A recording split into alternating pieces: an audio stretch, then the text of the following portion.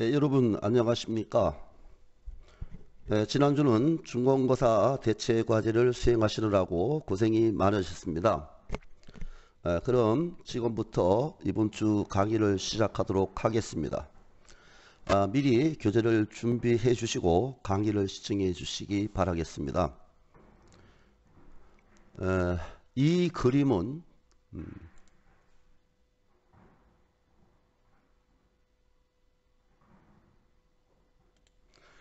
이 그림은 많이 보셨던, 지난번에 보셨던 그림입니다. 자, 우리가 MIS라고 얘기하면 이 정보 시스템을 합리적으로 경영하는 방법과 이론들의 체계가 바로 MIS라고 얘기했습니다. 자, 그러면 이 정보 시스템을 합리적으로 경영을 하려면 어떻게 해야 되냐? 이 합리적 경영이라는 것은 바로 계획을 하고 실행을 하고 평가를 하는 과정이라고 얘기했어요. 이렇게 하면 합리적 경영이 된다고 얘기를 했습니다. 자, 그러면 MIS라고 얘기하는 것은 이 정보 시스템을 계획하고 실행하고 평가하는 일련의 과정들을 의미한다고 볼 수 있겠죠. 자, 그런데 이 계획이라는 것은 그냥 툭 튀어나오는 것이 아니죠. 계획을 잘 잡아야만 그 다음에 그와 같은 계획에 의해서 실행이 되는 거 평가가 되는데, 계획을 잘못 잡으면 아예 계획이 없는 것보다도 못하겠죠. 그러면 이 계획은 어느 날 갑자기 툭 튀어나오는 것이 아니라 이와 같은 단계에서 계획을 잡으라고 지난번 시간에 말씀드렸습니다. 그래서 정보 시스템을 계획할 때, 설계할 때 고려할 사항들은 어떤 것들이 있는지에 대해서 지난번 강의 시간에 살펴보았어요. 자, 이와 같은 정보 시스템을 설계할 때 사용자 환경을 고려해야 되고, 그 다음에 경영 조직도 고려해야 되고, 경영 이론도 고려하고, 사회 기술적 시스템으로서의 조직도 고려해서 설계를 하자고 이렇게 말씀을 드렸습니다. 그것이 지난주 강의 내용이었습니다. 자, 이제 이렇게 이것이 설계 시 고려할 사항까지 다 이제 우리가 참조를 하고 고려를 했다면, 이와 같은 정보 시스템을 추진할 부서를 만들어야 될 거 아닙니까? 그것을 갖다 MIS 조직이라고 얘기합니다. MIS 조직. 이 조직이 끝나고 나면 이 조직이 주체가 되어서 우리 회사의 업무를 분석하고 이 업무 중에서 정보 시스템이 해야 할 일, 사람이 해야 할 일과 정보 시스템이 해야 할 일들을 갖다가 분석하고 정보 시스템이 해야 할 일에 대해서 어떤 시스템을 개발해 나가는 것이죠.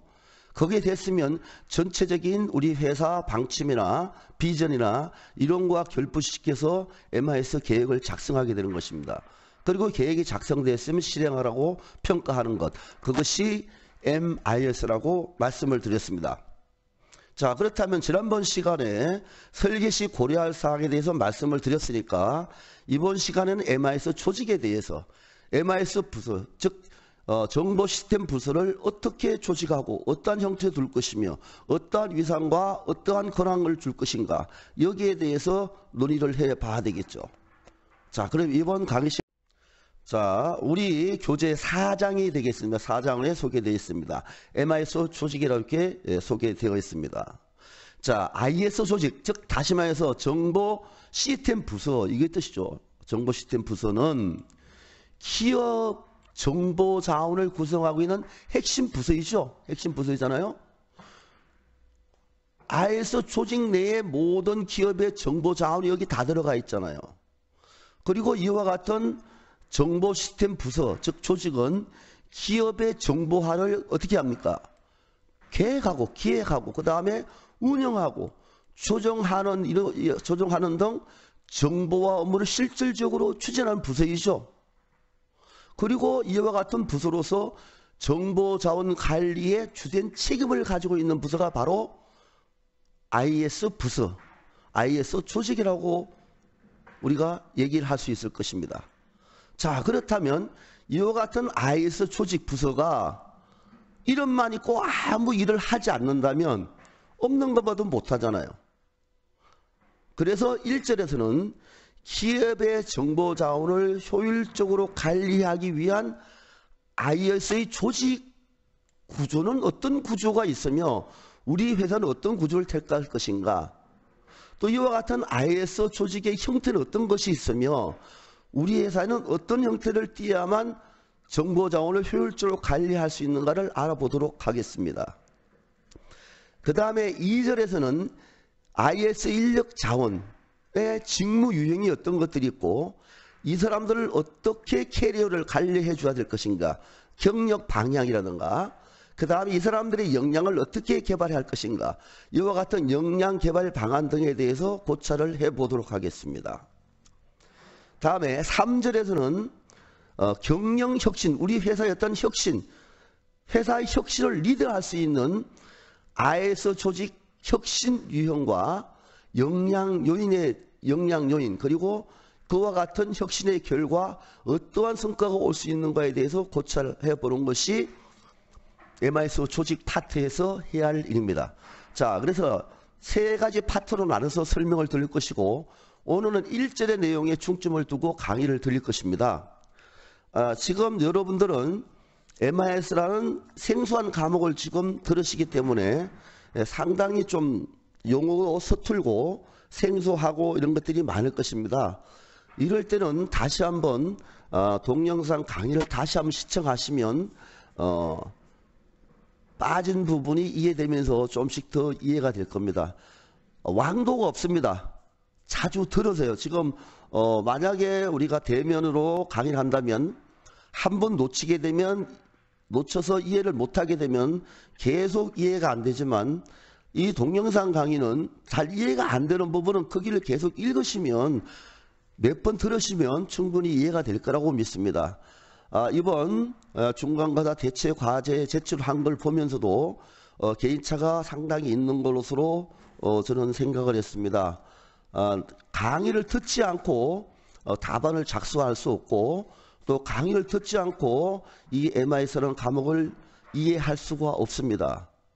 제 강의는 그냥 인터넷에 떠도는 조각조각 된 것이 아닙니다. 전체적으로 연관성을 가지고 어떠한 그 유기체로서 이런 강의 형태를 띠고 있는데 어떤 분들은 지금 인터넷에서 이렇게 검색을 하셔서 그 내용을 대체 과제로 제출하고 또 과제로 제출하시는 분이 좀 있는 것 같아요. 그거는 제 강의 방향과 전혀 맞지가 않습니다. 충분히 강의를 시청하시고 이해가 안 되면 2번, 뭐 3번 이렇게 시청하시고 난 다음에 과제를 제출해 주시기 바라겠습니다. 자, 그러면 금방 말씀드렸다시피 기업의 정보 자원을 효율적으로 관리하기 위한 IS 조직의 구조와 형태는 어떤 것들이 있는지에 대해서 살펴보도록 하겠습니다.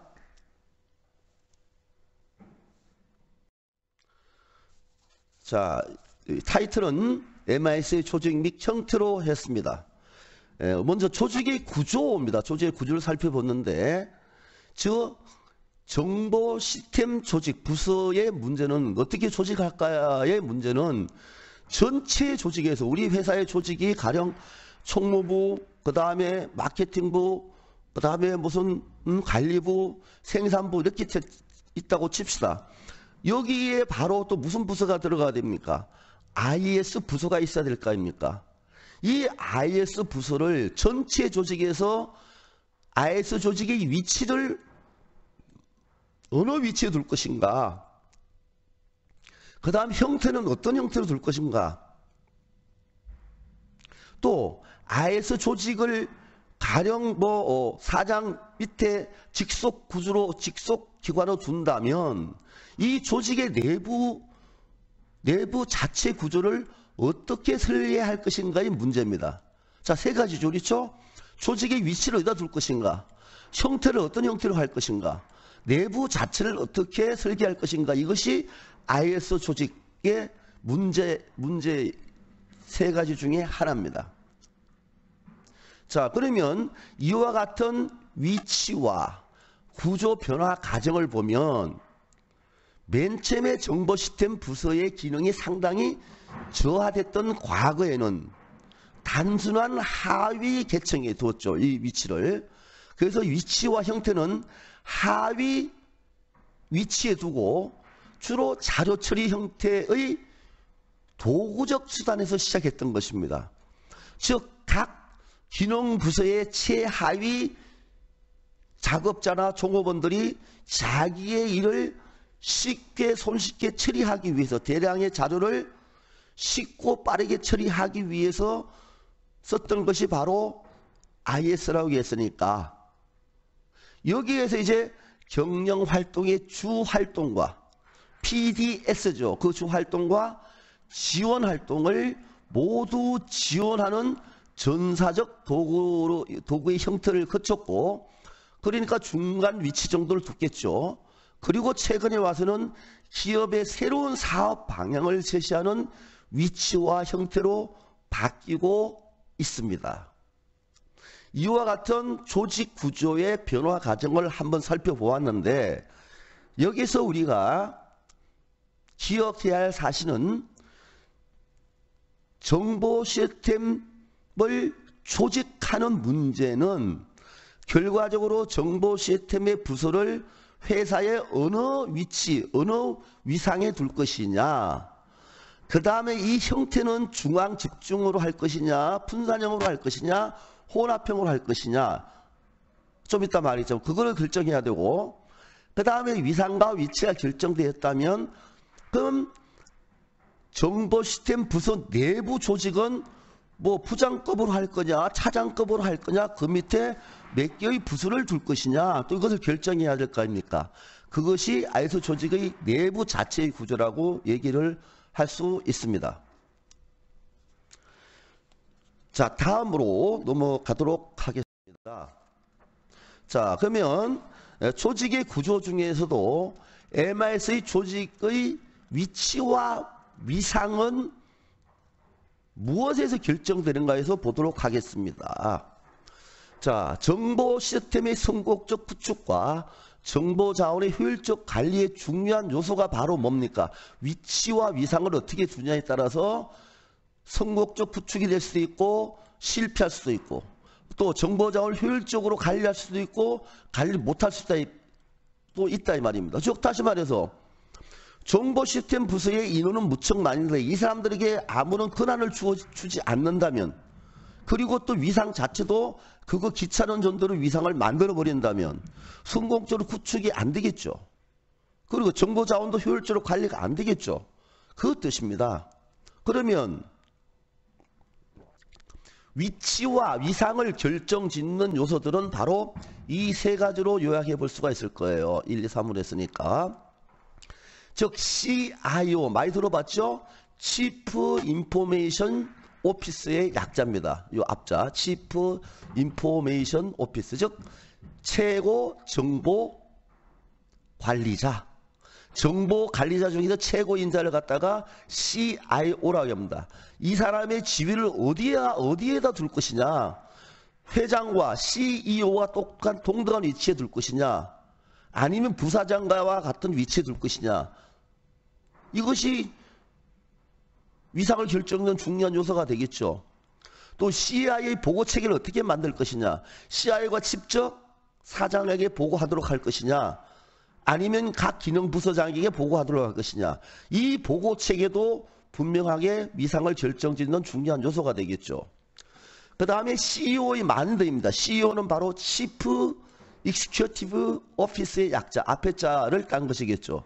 이 마인드가 위상을 결정짓는데 중요한 역할을 한다 이 말입니다. MIS 역할이 기업 각 부분의 기능을 어떻게 해야 돼요? 종합적으로 지원하고 더 나아가서 기업 전략을 리드하는 것으로 인식하고 누가? CEO가. 그리고 MIS에 관한 업무를 직접 보고받을 때 다음에 MIS 이렇게 하면 MIS 성공 가능성은 매우 높아진다 이 말입니다. 그냥 그거 다른 회사에 다니까 우리한테 해봐. 이런 식이 아니라 이것이 없으면 각 부분의 기능이 제대로 돌아가지 않는다. 그리고 이것이 있어야 모든 사람들이 지원을 받을 수 있다. 그리고 기업 전략을 짜는데도 정보 시스템이 부서가 있어야 된다는 생각을 갖고 그거 하나하나 일의 징척도라든가 거기에서 발생하는 모든 문제를 갖다가 보고를 직접 받을 때 그때 이 MIS의 성공 가능성이 높아질 수밖에 없다 얘기입니다. 그리고 위산이 높아지는 것이고요. 그 다음에 정보 시스템 조직의 위치가 바로 어느 위치에 두느냐에 따라서 위상이 달려진다 이 말이에요.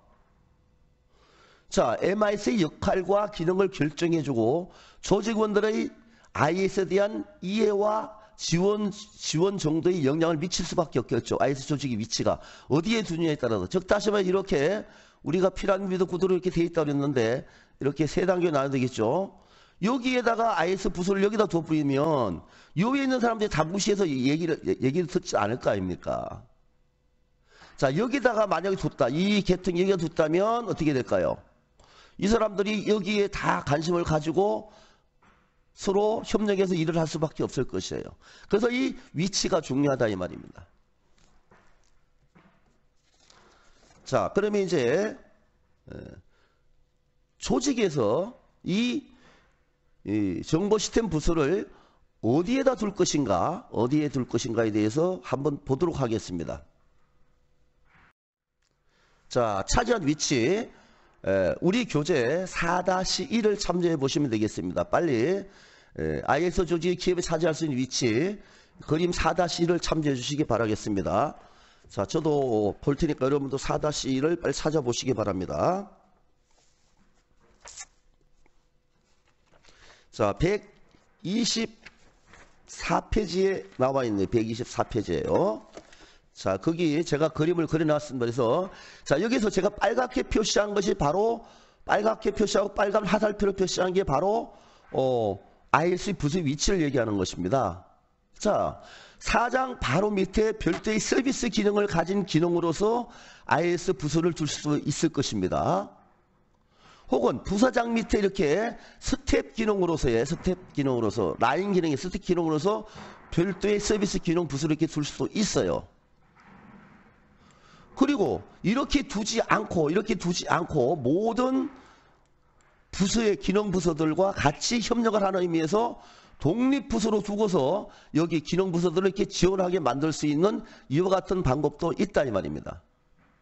이해됐나요? 이 기능부서를 얘기하면 뭐 총무부, 그 다음에 판매부, 생산부 이런 것들 얘기하죠. 똑같은 위치에 뭘 둔다는 거예요? IS 부서를 둔다 이 뜻입니다. 이해되셨죠? 자, 요 말을 다시 한번 보겠습니다. IS 조직을 하나의 독립부서, 이렇게 하나의 독립부서로 둘 수도 있어. 사용자 부서 내에 이렇게 사용자 소속 부서 내에 이렇게 둘 수도 있고, 별도의 서비스 기능 부서로 위치시킬 수 있습니다. 별도의 서비스 기능 이렇게 둘 수도 있고, 또 기능 부서로 이렇게 둘 수도 있고, 기능 부서 안에 그냥 요 소속된 부서로 이렇게 둘 수도 있다 이 말입니다. 자, 이렇게 두는 게 좋은지 이렇게 두는 게 좋은지 이것은 다 다르겠죠 회사마다. IS 조직의 위치는 IS 기능이 가장 효과적으로 발휘될 수 있도록 기업의 특성에 따라서 IS 부서의 위치가 결정되어야 될 것입니다. 자, 그러면 조직의 형태를 보도록 하겠습니다. 조직의 형태 이제. 조직의 형태라고 얘기하는 것은 여기에 IS와 관련된 여러 장비나 인원들을 어디에 두느냐 이것이 형태를 결정짓는 거예요. 자, 금방 말씀드렸다시피 이렇게 얘기할 수 있습니다. 조직의 형태는 조직의 형태를 구분짓는 요소, 기준을 살펴보면 정보 시스템을 이루는 하드웨어와 그 다음에 데이터베이스가 설치된 위치가 어디에 있느냐에 따라서 조직의 형태가 달라지죠. 다음에 하드웨어와 소프트웨어의 선택권을 어디까지 둘 것이냐, 그 다음에 소유권과 통제권을 어디에다 둘 것이냐, 정보 시스템 요원들의 소속을 어디다 둘 것이냐에 따라서 조직의 형태가 달라진다고요. 조직 형태가. 그럼 이와 같은 조직 형태는 몇 가지가 있느냐?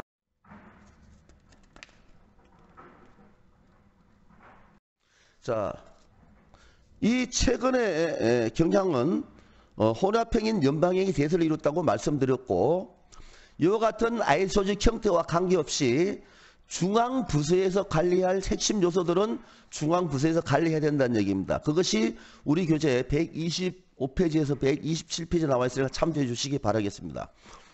즉 분산형으로 가더라도 중앙부서에서 관리해야 할 핵심 요소들이 있다 이 말입니다. 자, 그러면 집중형과 분산형, 연방형의 형태에 대해서 알아보도록 할게요. 이렇게 됐습니다. 집중형과 분산형, 연방의 형태를 보면 각 형태의 장단점 표 4-1에 나와 있습니다. 표 4-1 126페이지에 있습니다. 자, 그것을 제가 간단히 요약한 것이 이렇게 세 가지로 요약했습니다. 우리 교재는 두 페이지에 걸쳐서 방대하게 지금 정리를 해놨는데 그것을 정리를 한 다음에 더 집약적으로 정리한 세 가지로 여기를 이렇게 해줄 수 있습니다. 자, 집중형이라고 하는 것은 IS 본부에서 전사적으로 현장 업무에 IT 서비스를 제공하는 형태입니다. 자, 분산형이라는 것은 IS 조직과 자원을 각 사업부 혹은 기능부서로 분산시키는 형태예요. 분산시키는 형태. 이것은 내부 구조도 좀 이따 알아볼 내부 구조에도 영향을 미치게 되겠죠. 다음에 연방형이라고 하는 것은 중앙 집중형과 분산형의 문제를 보완하기 위한 형태입니다. 그래서 이것은 IS 조직은 IT 표준화라든가 우리 회사의 표준화를 만들어가고 공동 인프라 등을 관리하는 전사적 차원의 서비스를 제공하는 것이 IS 조직이고 개별 어플리케이션의 개발 기능은 각 사업부 및 기능부서로 분산시키는 이원적 구조 형태가 바로 연방형입니다. 자, 여기에 관한 상세한 내용은 126페이지와 127페이지를 참조하라고 말씀을 드렸습니다. 좀 쉬시면서 자, 126페이지, 7페이지 한번 참조해 주시기 바라겠습니다. 자, 이렇게 해서 이제 저는 정보 시스템 부서를 어디다 둘 것인가, 위치를 어떻게 할 것이냐, 어디다 둘 것이냐에 대해 살펴보았고, 그 다음에 정보 시스템 부서의 위상을 어떻게 세워줄 것이냐에 대해 살펴보았고, 이와 같은 정보 시스템 부서의 형태를 어떤 형태로 할 것인가에 대해서 알아보았습니다. 자, 물론 형태와 결부되어서 뭐가 정보 시스템 내부 구조가 결정되겠죠. 내부 결정 구조는 완벽하게 우리 회사의 정보 시스템 부서의 형태에 의해서 완벽하게 좌우되는 건 아니지만 그것의 영향을 받아서 내부 구조가 결정될 것입니다. 자, 어렵게 생각하지 마시고 정보 시스템 부서 자체를 어떻게 꾸려갈 것이냐, 이제는 회사의 위치는 어디다 둘 것이며 형태는 어떤 형태로 할 것인가 결정되었다면 여기에 몇 명의 임원을 둘 것이며 몇 명의 조검을 둘 것이고 이 조검원들의 소속을 어디다 둘 것이냐, 여기에 관한 문제가 바로 MIS 조직의 내부 구조 문제입니다. 그걸 결정해야 될 거 아닙니까? 그래야 정보 시스템 을 구축하고 설계하는 일들을 설계하고 집행하고 평가해 나갈 것 아니에요. 자, 그래서 MIS 조직의 내부 구조라는 타이틀로 두 번째 한번 알아보도록 하겠습니다. 자, 전체 조직에서 IS 기능이 원활하게 수행될 수 있도록 사용자 요구를 효율적으로 충족시킬 수 있도록 조직돼야 되겠죠. 뭔 얘기냐 하면 IS 조직이 기업 내부의 다른 조직들과 물과 기름 관계가 된다면 있으나 마나한 조직 아닙니까? 이 IS 조직은 부서는 왜 필요한 거예요? 기업의 정보 자원을 효율적으로 관리하기 위해서 아닙니까? 모든 우리 회사의 조합원들이 필요한 정보를 제공해 주기 위해서 있는 것인데 서로 딸게 놀면 안 되잖아요. 그래서 그 말이 있듯인 거예요. 조직에서 IS 기능이 어떻게 되는 거예요? 원활하게 수행될 수 있도록 조직 내부 구조를 만들어 줘야 될 거 아닙니까? 그리고 조직 전체에서 원활하게 수행되긴 수행되는데 사용자가 불편한 게 있음에도 이것은 바로 기계에서 정보 시스템에서 기계적으로 해결해 주셔야 했는데 그 요구사가 있음에도 불구하고 그것이 제대로 반영이 안 된 정보 시스템이라면 아무 의미가 없잖아요. 그래서 사용자 요구를 효율적으로 충족시킬 수 있도록 내부 구조를 만들어줘야 된다 이 말입니다. 즉 정보 시스템 부서에 있는 사람들을 갖다 적절하게 배치시켜줘야 된다 이 뜻이에요.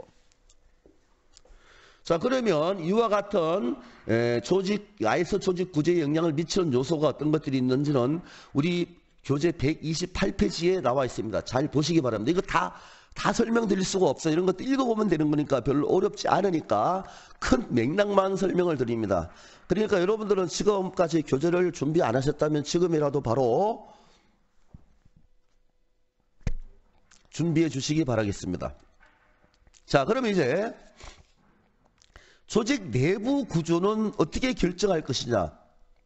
내부 구조의 종류는 몇 가지가 있느냐? 여기에 대해서 알고 우리 회사에 알맞는 내부 구조를 선택해야 될 거 아니에요. 그것도 저는 항상 세 가지로 요약합니다. 세 가지로 요약하는데 첫 번째는 전통적 정보 시스템 조직 구조입니다. 이거 지난번 시간에 우리가 설계시 고려할 사항에서 조직 구조를 얘기했죠. 조직 구조가 똑같은 거예요. 거기에 IS 부서를 하나 더 만들 것이냐 아니면 지원 부서 둘 것이냐 여기에 관한 문제예요. 자, 전통적 형태의 IS 조직 구조와 그 다음에 경영 기능적 IS 조직 구조, 그 다음에 매트릭스 조직 구조 이렇게 세 가지로 저는 요약해 설명드립니다. 이거 지금 처음 말씀드리는 것이 아니고 지난번 강의 시간에 설계 시 고려할 사항 중에서 조직 구조에서 얘기했던 거예요. 그거를 뭘 더 집어넣어서 정보 시스템 부서를 하나 더 집어넣어서 설명하는 것에 지나지 않습니다. 자, 그러면 정통적 형태의 IS 구조는 128페이지 그림 4-2에 나와 있습니다. 4-2에 잘 보시기 바랍니다. 자, 보시면 IS의 조직의 핵심 기능은 내부 조직의 목표를 어디다 두느냐? IS 개발과 운영에 집중한 내부 구조를 만들겠다 이 말입니다. 뭐라고요? IS를 개발시켜주고 그 다음에 그것이 잘 운영되는 것에 집중적으로 하겠다는 얘기예요. 그러니까 가업지향적 구조라고 얘기할 수 있는 것입니다.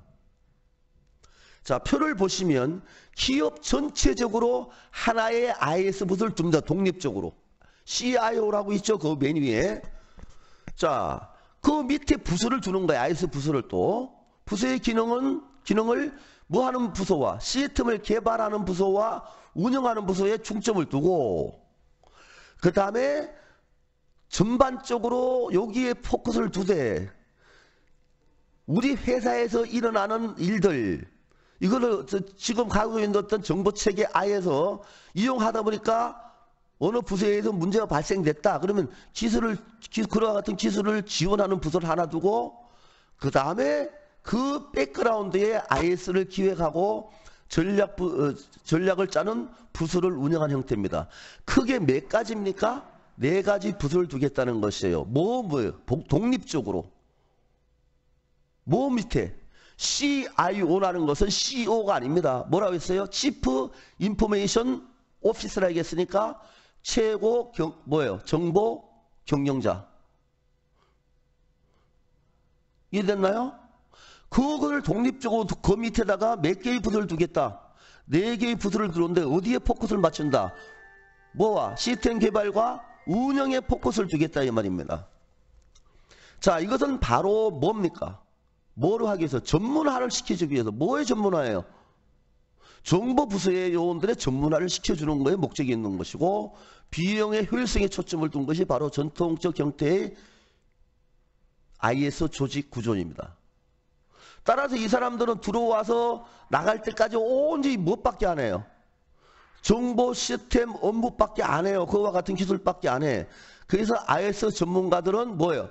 IS 부서 내외의 업무 변동이 하나도 없어요. 그리고 경력이 항상 일관되어 있습니다. 그러니까 전문화가 된다는 것이고 비용의 효율성이 이룰 수 있다는 얘기 되겠죠. 자, 다음은 경영 기능적 IS 조직 구조를 보도록 하겠습니다. 자, 말 그대로 뭐에 초점을 두는 거예요? IS 구조는 모든 부서에다가 그냥 하나씩 심어 놓는 거예요. 본부장을. 그러니까 총무부에 IS 관리자 1명, 생산부에 IS 관리자 1명, 마케팅부에 IS 관리자 1명, 이렇게 다 두겠다는 거예요. 이해되셨나요? 자, 지금 요것을 보고, 요 내용을 보고 제가 요 다음 페이지에 있는 그림을 보도록 하겠습니다. 자, 경영 기능적 형태의 IS 조직 구조인데, 우리 교재 129페이지를 보시면서, 보시기 바라겠습니다. 자, 오늘날 많은 기업에서 채택하고 있는 분산화된 IS 조직 구조. 근데 분산화된 것이라고 그랬죠. IS 조직 구조입니다. 각 기능 부서, 즉 사업부에 응용 시스템을 개발하고 유지하는 IS 인력을 분산 배치하는 구조예요. 우리 회사에 있는 모든 부서에 누구를 두겠다? IS 요원들을 배치하겠다의 말입니다. 자, 이것은 IS 전문가는 서로 다른 현장 기능 업무를 지원하는 개발 그룹과 전반적인 IT 지원 서비스를 담당하는 스택 그룹, 이 두 부서로 두고, 개발 그룹에 있는 사람들은 다 현장 기능 부서로 다 보내고, 스택 그룹에 있는, 즉 지원 그룹에 있는 사람들만 독립적으로 남아 있는 거예요. 이것은 IS 리더가 중앙 IS 그룹 혹은 사용자 그룹 어디에 속해 있든 상관이 없이 현장 인력과 협력해서 중재자 역할을 원활히 수행해야만 이 기능이 제대로 발휘될 수 있다 이 말입니다. 이와 같은 경영 기능적 형태의 IS 조직 구조는 시간이 지날수록 시스템 개발 요원하고 그 다음에 사용자, 즉 우리 정보 시스템 부서에서 파견된 그 부서에 있는 사람들 간에 인간관계가 강하게 형성될 수밖에 없겠죠. 그리고 의사소통이 원활해지고 시스템 구현이 용이해질 수밖에 없죠. 이 사람들이 필요한 시스템이 개발될 수 있는 환경이 조성된다 이 말입니다. 하지만 원래 회사라는 것은 각 부서의 어떤 파워가 다르잖아요. 그러니까 부서 간의 자원 배분에 있어서 불균이 발생할 수 있습니다. 그러니까 가령 총무부서에 파견된 IS 부서장은 예산을 빵빵하게 해서 거기에 있는 모든 어떤 정보 시스템은 구축이 빨리 이루어지는데, 가령 저쪽에 있는 무슨 생산부 이런 데 있는 사람들은 파워가 없다면 예를 들어서 필요한 시스템이 무척 많이 있는데도 불구하고 개발이 안 된다는 이와 같은 문제점이 발생될 수 있다 이 뜻입니다. 자, 이렇게 설명을 들으시고 이렇게 보시면 될 것 같아요. 자, CIO라는 이제 뭡니까? 이것이 바로 우리 회사의 뭐예요? 최고 정보 관리자예요. 이 사람 밑에 IT 개발 그룹과 그 다음에 IT 지원 그룹 이 두 부분으로 나누는 거예요. IT 개발 그룹은 리더들이 관리자가 몇 명 있겠죠. 만약 우리 회사에 10개의 부서가 10명이 포함되겠죠. 10명이. 10명이 각자 다 파견 나가는 거예요. 어디에요? 어디에? 총무부에. 여기에 무슨 부에? 생산부에. 여기 무슨 부에? 판매부에. 이렇게 다 파견 나가는 거예요. 파견 나가든 아니면 별도로 있든 간에 이 사람들의 협업 관계를 가장 중요시 여기는 거예요. 그래서 이 사람들이 뭘 하냐 가서 분석을 하고 설계를 해주는 거예요. 뭐를? 하는 거지. 총무부의 일들을 갖다가 어떤 프로세스로 이루어지는지를 다 분석하고 그걸 갖다가 기계가 할 수 있는, 머신이 할 수 있는 일이 뭔지, 사람이 실할 수 있는 뭔지를 분석해서 뭘 하는가? 뭘 설계해요? 정보 시스템 설계해요. 설계된다고 되는 거 아니잖아요. 그걸 프레임으로 만들어야 하잖아요. 프레임 부서, 프레임인 요원. 이 사람들을 포함해서 이렇게 들어가는 거예요. 어디로? 각 기능 부서마다. 이해되셨죠? 자, 이것이 바로 뭐다? 경영 기능적 조직 구조라고 얘기할 수 있습니다. 자, 다음은 이제 매트릭스 구조입니다. 매트릭스 구조 조금 복잡하게 이해되시는데 그거 지난번 시간에 다 강의해 드린 거예요. 우리 교재 130페이지에 나와 있습니다.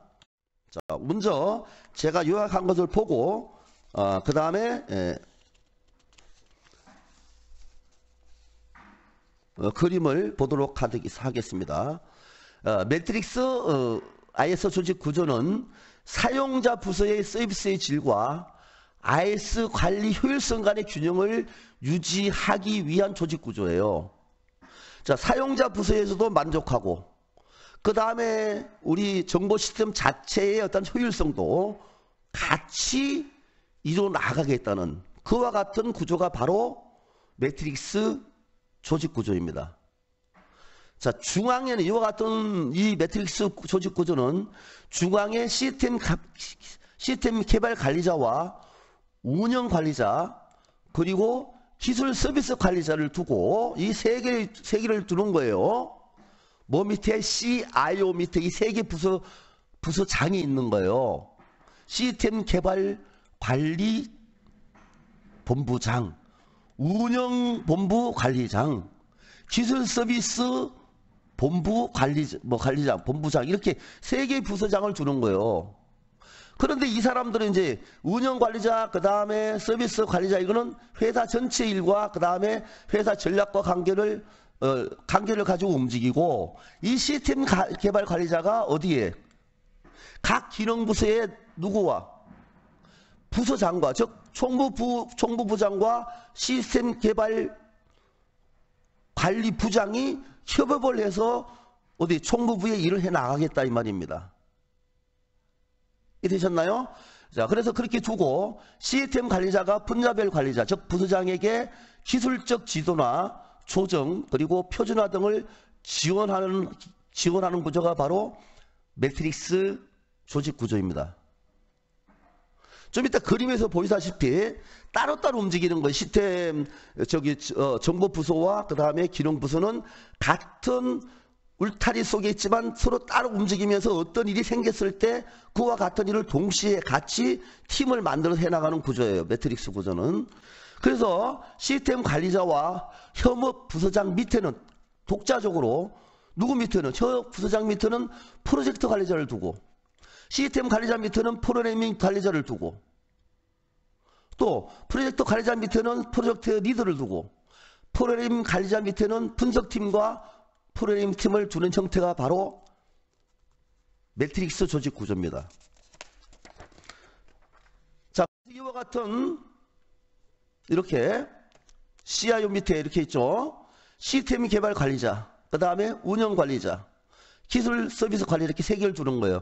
이 시스템 관리자는 아까 전에 얘기했던 협업 부서장이라는 것은 바로 우리 회사의 모든 부장을 의미합니다. 부를 얘기합니다. 이 사람과 동등한 위치에서 현업 부서장 밑에는 프로젝트 관리자를 또 주는 거예요. 프로젝트 관리자 밑에 프로젝트 리더를 또 주는 거예요. 시스템 개발 관리자, IS 부서 중에서 시스템 관리자, 이 밑에 프로그래밍 관리자를 두는 겁니다. 그 다음에 프로그래밍 관리자 밑에는 분석 설계를 담당하는 요원을 두고 프로그래밍을 담당하는 요원을 두는 것이야. 이렇게 해서 하나가 이렇게 형성되는 거예요. 이렇게 보면 이게 하나의 뭐가 됩니까? 하나의 이것이 바로 뭐가 돼요? 이것이 바로 CI의 내부 구조가 되겠죠. 이것이 얘와 같이 이렇게 하나의 또 우리 회사의 기능 부서가 이렇게 인터섹트돼 나가는 구조가 바로 매트릭스 구조가 되는 거예요. 이해되셨나요? 자, 근데 좀 이따 얘기하겠지만 이제 새로운 프로젝트가 이제 딱 하달이 리더에게 이제 하달이 되면 이제 여기서 협업 부서장하고 시스템 개발 관리자가 회사 전략상 어떤 것을 해야 되겠다. 그러면 프로젝트 관리자한테 내려갈 것이고 여기는 프로그래밍 관리자한테 내려갈 거 아닙니까? 그러면 프로젝트 관리자는 프로젝트 리드한테 내려갈 거예요. 그러면 이거는 또 이제 분석 설계 프로그래밍 담당한 사람들에게 이런 프로젝트를 할 거야. 그 프로젝트 리더는 이 사람들을 다 합쳐갖고 하나의 팀을 만든 다음에 TF를 구성해서 업무를 추진하게 된다 이 말입니다. 자, 이와 같은 매트릭스 조직의 장점은 기능적 조직의 장점을 그대로 살리잖아요. 기능적 조직이 얘들이 하는 일을 다 하잖아요. 그리고 이 사람들이 하는 일에서 뭔가 부족한 일인지 이쪽에 다 지원해 주잖아요. 그래서 사용자 요구를 반영할 수 있는 체계를 갖출 수 있다는 것이 장점이 됩니다. 하지만 프로젝트를 진행하는 이 사람들은 프로젝트 리더라든가 분석 설계하는 사람들은 여기도 보고를 해야 되고 여기도 보고를 해야 되고 그 다음에 우리 팀에도 보고를 해야 되고 하니까 이중적으로 보고 라인이 존재할 수밖에 없겠죠. 또 이와 같은 것은 어떤 문제가 터졌을 때, 야, 프로젝트 너희들이 잘못한 거 아니야. 여기서는 또, 기구에서 너희 분석 설계팀, 너희 팀이 잘못한 거야. 이렇게 서로 뭐가 책임과 권한 관계에서 갈등이 발생할 소지가 있다는 것이 산점이 되겠습니다. 다음 보도록 이렇게. 자, 같이 다시 한번 설명해 봅시다. 자, 새로운 프로젝트 리더에게 할당이 되면, 아까 거기 우리 하이라키에서 그림에서 프로젝트 리더가 어디 있는지 보세요. 맨 밑에 있죠? 리더에 할당되면 분석 및 프로그램 팀과 프로젝트 팀을 구성하여 업무를 추진하는 거예요. 이제 서로 TF를 구성해서. 그런데 이제 이와 같은 조직의 장점을 보면 기능적 조직의 장점, 아까도 기능적 조직이 그 장점을 그대로 살리고 있잖아요. 사용자의 요구를 즉각적으로 반영할 수 있는 체계를 갖출 수 있다는 게 장점이야. 하지만 단점은 프로젝트를 진행하는 개발 인력들은 어떻게 돼야 돼요? 두 개 라인, 어디에? 관리 라인과 어디? 정보 라인에 관리자들에게 보고를 두 번 해야 하는 어려움이 있다 이 말입니다. 이 두 번을 해야 된다는 것은 서로 간의 책임 소재를 가지고 다툴 염려가 있다는 것과 똑같죠. 그래서 이해관계자들은 자들 간의 책임과 권한 관계의 갈등이 존재할 가능성이 있는 경우는 적합하지 않다 이렇게 설명을 드릴 수 있겠습니다. 자, 그러면 이제 다음은 이제 다 했습니다. 이것이 가장 중요한 것이고 조직 구조 중에서도 이제 세 가지 전통적 조직, 기능별 조직, 그 다음에 매트릭스 조직. 그것도 지난번 강의시에 말씀드린 것을 IS 조직을 집어넣어서 말씀드린 거니까 지난번 강의를 잘 들으신 분은 이것이 쉽게 이용되실 거라고 생각됩니다. 자, 그 다음에 이게 우리 교재에 소개하고 있는 하나가 가상 IS 조직 구조라고 했습니다. 가상 IS 조직 구조라고 되어 있는데 이것은 그냥 TF팀이에요. 그냥 어떤 일이 발생됐을 때 한번 했다가 다시 해산하는 그와 같은 조직 구조라고 보시면 되겠습니다. 그럼 이와 같은 가상 IS 조직을 만들기 위해서는 우리와 접촉 가능한 IS 가상의 조직을 만들 때 포함될 사항들, 포함될 요원들이 어떤 것인가에 대한 내부적인 규정은 만들어져 있어야 되겠죠.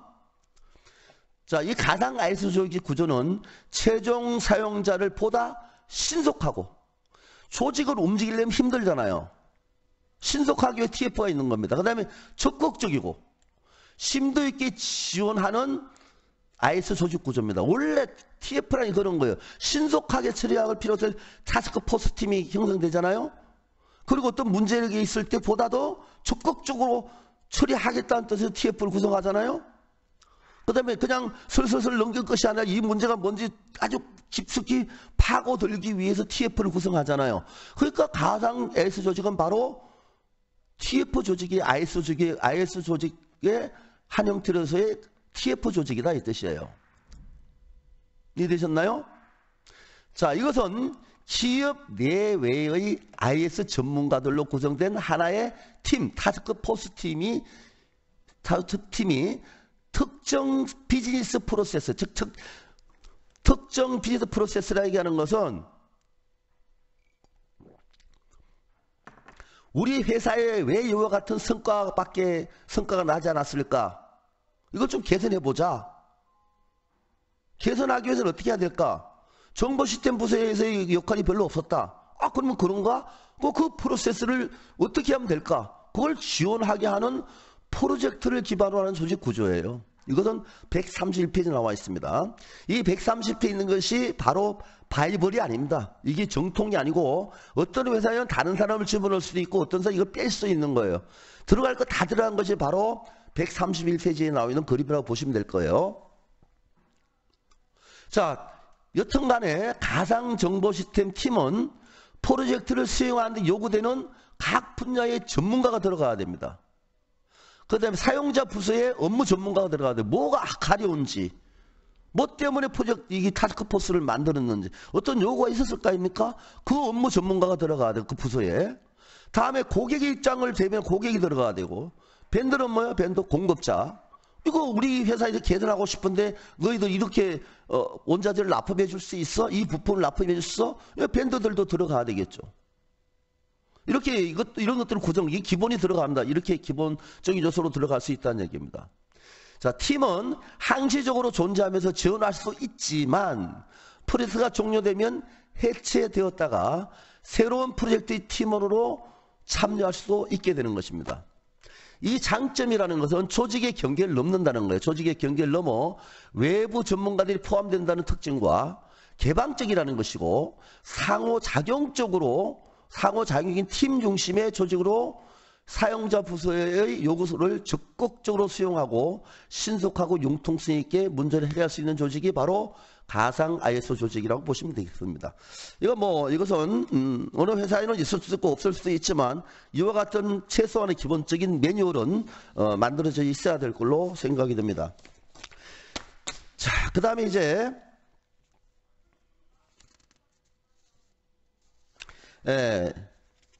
아무리 ISO 조직에 대한 위상을 높여주고 또 그다음 형태도 우리 회사에 맞는 형태로 만들었으며 내부 구조도 아주 효율적으로 만들었다 하더라도 그것이 잘 소기의 목적을 달성하기 위해서는 가장 필요한 것이 뭐예요? 이거 크게 조직해놓고 그냥 유명무실하면 안 되잖아요. 그것이 잘 돌아가기 위한 요소들은 뭐가 있을까에 대해서 살펴보도록 하겠습니다. 그것이 MIS 조직에 대한 경영 지원입니다. 경영 지원. 자, 뭡니까? 정보 시스템 부서의 기능이, 조직의 기능, 부서의 기능이 성공적으로 되기 위해서는 IS 조직의 위치 중요하다고 했죠? 또 형태 중요하다고 했죠? 내부 구조도 중요하지만 몇 가지 추가적인 요소들을 고려해야 되는데 그걸 한마디로 얘기하면 경영 지원이 필요하다 이 뜻입니다. 그 경영 지원은 몇 가지가 있느냐? 이 네 가지 정도로 최소한 고려를 해달라 이 말입니다. 첫 번째 IS 최고 책임자의 보고 체계를 용이하게 해달라는 것입니다. 그래야만 문제점이 금방 피드백되고 정보 시스템을 효율적으로 운영될 수 있다는 얘기예요. 다음에 정보 시스템에 대한 지원과 이미지를 전사적으로 향상시키도록 해야 되겠죠. IS는 우리 회사에 꼭 필요하다고 조업원들이 인식했을 때만이 정보 시스템 효율성이 향상될 수 있을 것이 아닙니까? 그리고 정보 시스템이 계속해서 개선돼 나가고 시스템이 더 발전돼 나갈 거 아닙니까? 뿐만 아니라 중력들이 IS 교육 활동을 지원하고 프로젝트에 적극적으로 참여하도록 하는 것이 필요합니다.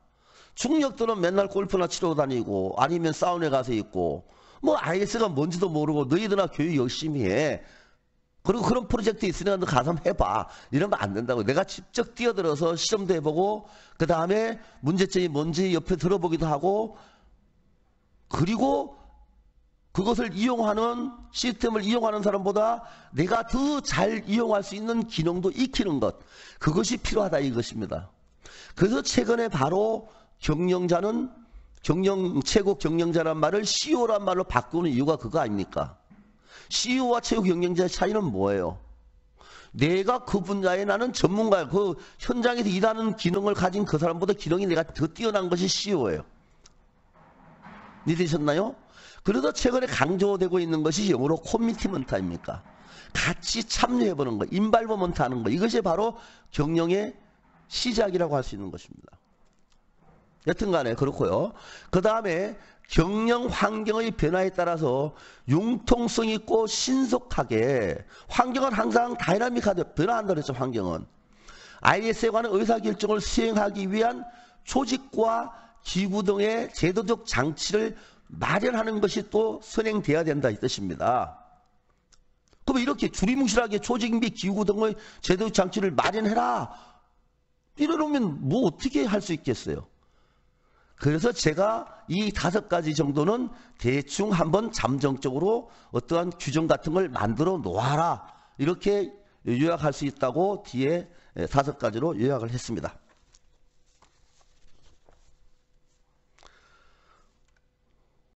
자, 첫 번째 CEO는 많이 들어보셨죠? Chief Executive Office입니다.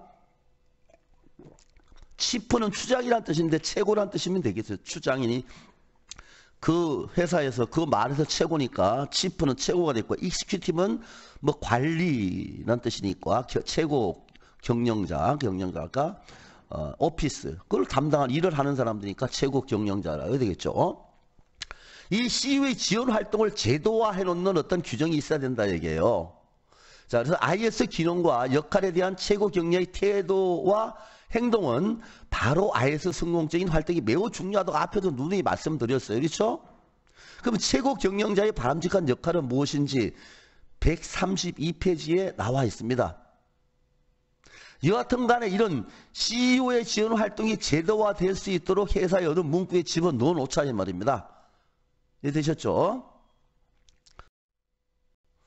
자, 여기 나와 있습니다. 이 내용을 요약해서 보내주시면 되겠습니다. 이해되셨나요? 자, 주로 CIO의 바람직한 역할, 이것이 바로 이번 주 과제가 되겠습니다. 이걸 들으시면 될 텐데 그냥 자꾸 찾아내니까 힘들어요.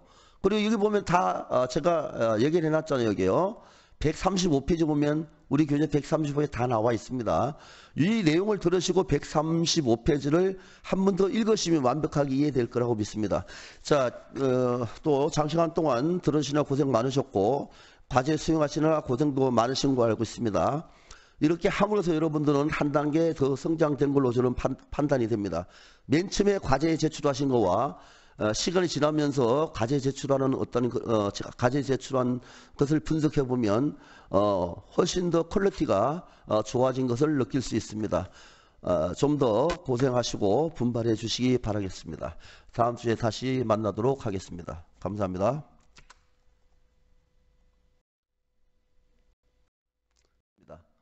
그것이 바로 5번째 외부 컨설턴트입니다. 자, 지금 대부분의 기업들은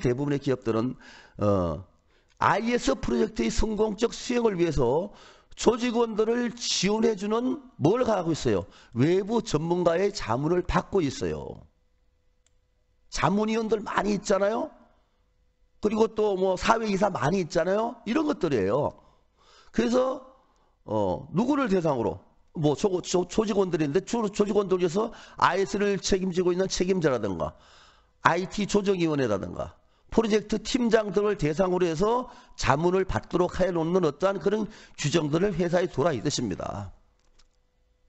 자, 이와 같은 외부 컨설트의 역할은 기술에 관한 지식이 부족한 관리자들과 경영 개념이 부족한 기술 담당자들, 기술 인력 간의 관계를 중재하고 상호 간의 이해를 정정시키는 역할을 함으로써 조직 내부의 갈등과 커뮤니케이션 문제를 해결해 줄 수 있다는 것이 외부 컨설턴트의 역할이고, 여기에 관련된 어떤 규정들을 미리 해놓는 것이 지원, 관리, 경영 지원 업무 중 5가지에 들어간다. 이렇게 요약을 할 수 있겠습니다.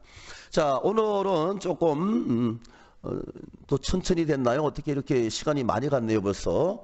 자, 주로 얘기한 것이 바로 조직의 위치와 MIS 조직을 하기 위해서, 즉 MIS 부서를 갖다가 만들기 위해서 뭘 하기 위해서는 정보 시스템을 운영 관리하기 위해서는 MIS 부서를 둬야 될 거 아닙니까? 그러면 이 MIS 부서를 회사의 어느 위치에다가 위치실 것이며 형태는 어떤 형태로 할 것이며 위치와 형태가 결정됐다면 자체 내부 구조는 어떻게 할 것이냐, 여기에 대해서 강의를 드렸습니다. 그리고 오늘의 강의를 듣고 과제는 말씀드렸다시피 CIO의 뭘 하라고 했어요? 바람직한 역할에 대해서 요약해 주시면 되겠습니다.